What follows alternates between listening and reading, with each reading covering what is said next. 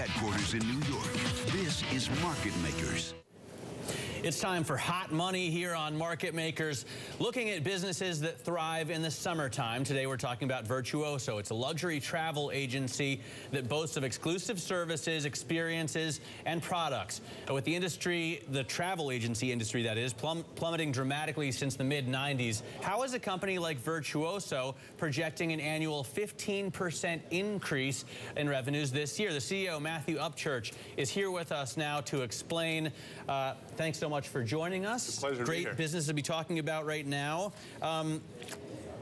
The travel agency industry, I pulled into a BP the other day and saw a travel agent in there, and I thought, what the hell is going on? And my mother, who is at a gas station, who is 60, said nobody uses travel agencies anymore. Now, even she knows. She uses the web to make her travel plans. So what do you do that's different? Well, that's funny, given that we're doing $12.5 billion worth of transactions. You are, but Liberty Travel isn't here in New York anymore, right? Well, first of all, we're not a travel agency. We're a travel network of independent agencies.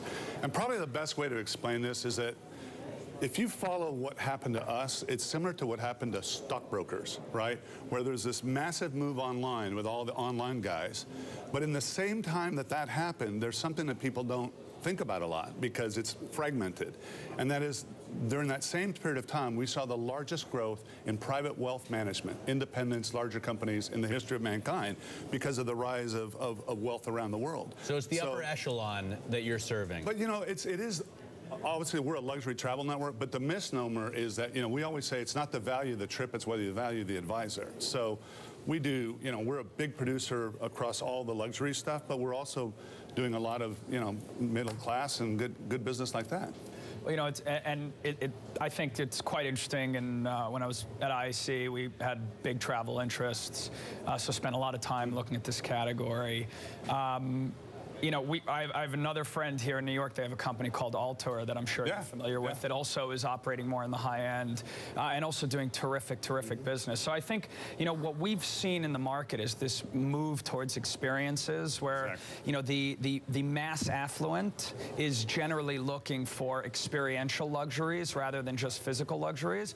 This plays right into it. I think the analogy to the stockbroker is quite interesting because what we're seeing is now there are companies like Wealthfront and others doing a really good job questioning the validity of the private wealth manager and what are they actually providing to you and the fees that they take for it. So I think for the foreseeable future you have a good business ahead of you, and then the question will be, maybe how do you innovate in the future as the web continues to get more and more sophisticated in packaging travel? One of the things we did is that during the financial crisis, we actually looked at ourselves and said, okay, oh my gosh, we're travel agents and selling luxury travel.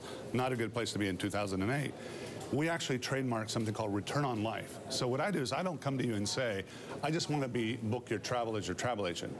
We talk about wanting to be return on life advisor, right? So it's not just about, it's about having a conscious strategy.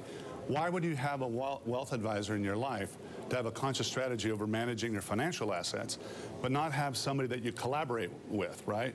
To help you have a conscious strategy on managing your most valuable non-renewable asset, your free leisure time. Well, and the interesting thing about it is that it's a much less frequent purchase. Like managing your money is an ongoing activity, but it's kind of more akin to an interior designer or an architect. You don't buy or do a house every day or week or month or even year. Travel, you do a couple big trips a year. You're not an expert in it. You really could use some help planning it. Matthew, what do you charge for it? How do you make your money? Not you, but your network of agents or advisors. Well, I mean, the advisors is both. They're both professional fees and commissions to this day. And they're very it's very transparent with their clients. And we're dealing with a lot of the most sophisticated, best traveled, educated guys. That's important out there. Because transparency was never a hallmark of the travel industry in the olden days. Exactly. It's still not you never knew what the markup was on the products that you were getting, and you never knew what the built-in fee or commission was.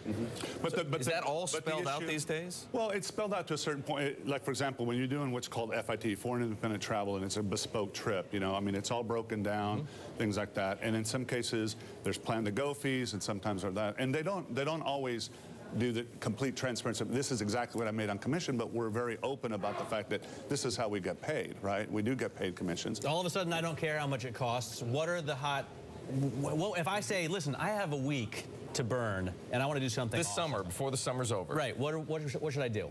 Well, I was just talking about one of the hottest trends right now. It's river cruising is really hot, and we were talking about. I heard you say, it's very German, but the reality. Now that was Matt. I was saying that my parents are on a river cruise right now. But the issue is there are so many different varieties of it. I mean, there's small Amazon ships. There's Irrawaddy and Miramar. There's all these amazing things. That's very hot.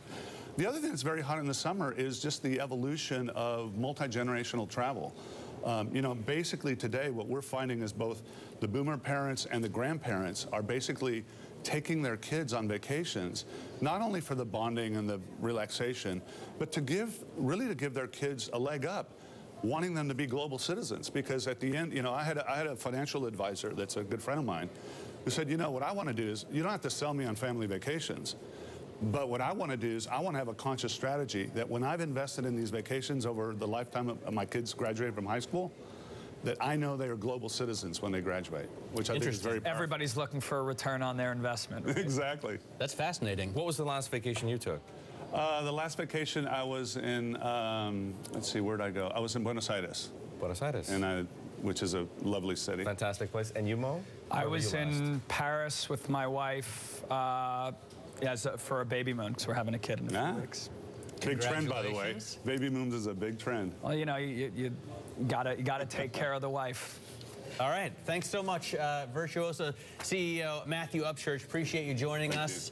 Very, very fascinating story there.